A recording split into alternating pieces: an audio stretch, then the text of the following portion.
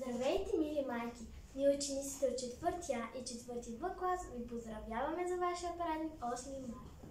Аделина от 4 В клас ще поздрави своята майка с нейно авторско стихотворение. Най-ценни. Когато те погледна, виждам в теб приятел, най-грижовната жена, най-големия мечтател. Ти си красива, мила и добра. За мен си най-добрата майка на света. Обичам, що ме милваш с нежния ръце. Завинаги ще бъдеш в моето сърце. Благодаря ти, мамо, обичам те. А сега ние, аз, Еми от 4-я клас и Никола от 4-я клас, които сме до Канела, ще изпълним песента "Най-хубавата мама".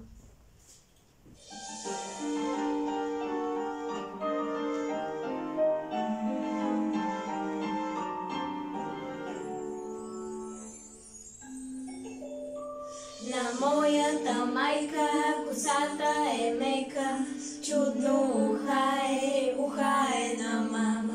Обичам с ръка да я галя полека, главата си сложил на нейното рамо. На моята майка косата е мека, чудно уха е на мама.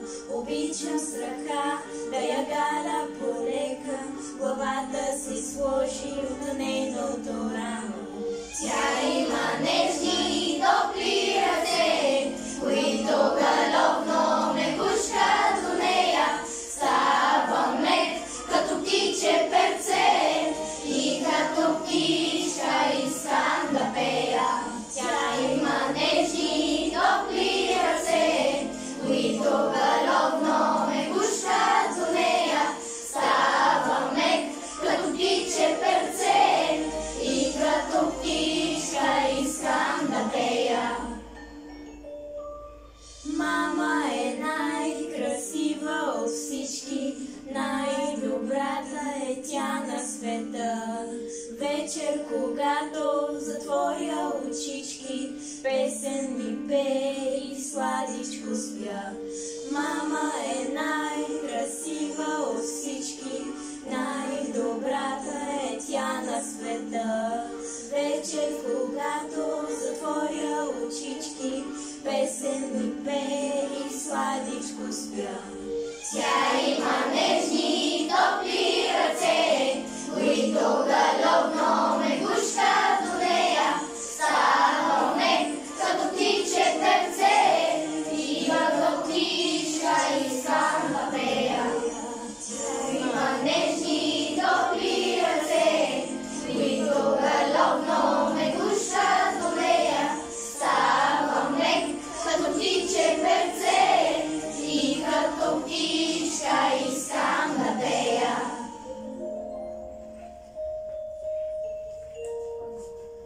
Дария Банилева от 4-я клас ще поздрави майка си с стихотворението "Благодаря ти, мама". Благодаря ти, мамо! Благодаря ти, мамо, за твоя топъл скут, за майчиното рамо, за майчиния труд. Благодаря ти и още за ясния ми ден, за грижите ти нощем, когато бдиш над мен, за нежната закрила, за кроткият ти глас, за всичко, майко мила, благодаря ти аз. Сега Никол и Рая Петрова от 4-я клас, които са долу Карамел, ще изпеят песента "Мамичко мила, мамо добра".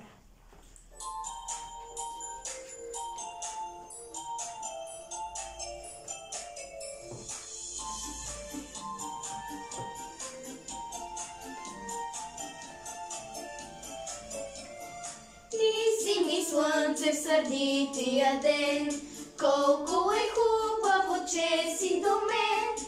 Мамичко мила, мамо добра, моята песен ще ти подаря. Мамичко мила, мамо добра, моята песен ще ти подаря.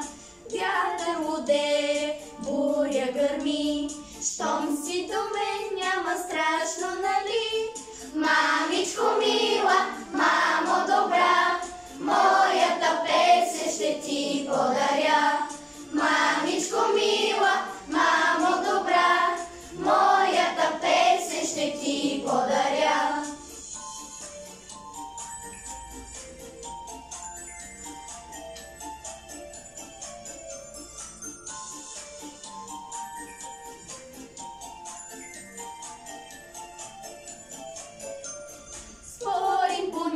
всякога идват беди, нищо не може да ни раздели. Мамичко мила, мамо добра, моята песен ще ти подаря.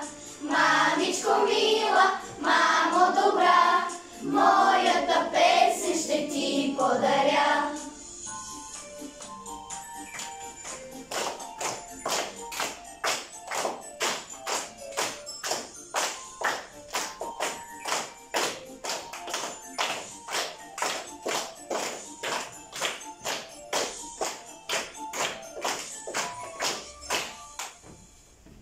Сега Рая Соколова от 4-я клас ще изпълни стихотворението "Искам да те нарисувам". Искам да те нарисувам, мамо, искам да те нарисувам с най-красивата боя и страшно се вълнувам, коя боя да избера. С коя боичка се рисува? Кажи ми, мамо, обичта. С нея по цели нощите сънувам, окъпана в светлина. Ще взема жълтата боичка, на слънцето прилича тя. С нея, майче добричка, ще те нарисувам на листа. Сега трио Ванилев, Никол, Рая Петрова и Еми от 4-я клас ще зарадват майките си с песента "Имах мамо момиче".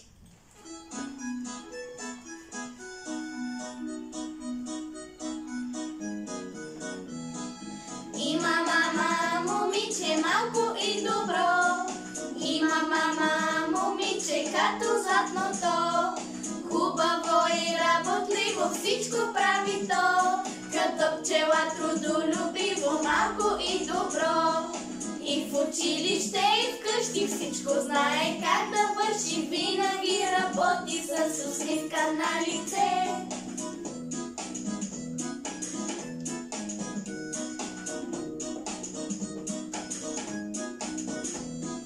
Вкъщи помагам с всичко,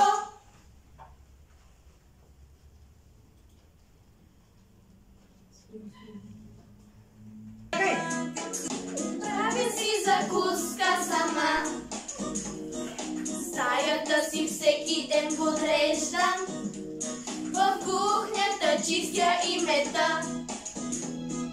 Вече мама момиче готвям, с книги, тетрадки, моливи, после обувките си лъскам и роклята си гладя дори.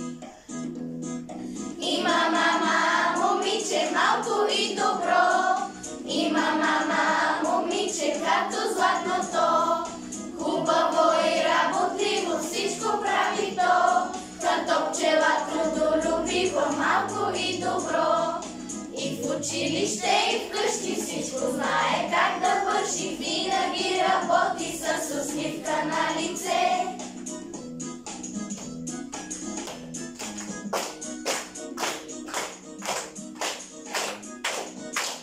Да чета и пиша аз обичам, и на училище, и у дома. Внимателно учителите слушам и записвам важните неща. И искам да науча много, добър пример да бъда аз. Задачи по математика решавам и разглеждам географския атлас. Има мама момиче малко и добро, има мама момиче като златното, хубаво и работливо всичко прави то, като пчела трудолюбиво, малко и добро. И в училище, и вкъщи всичко знае как да върши, винаги работи с усмивка на лице.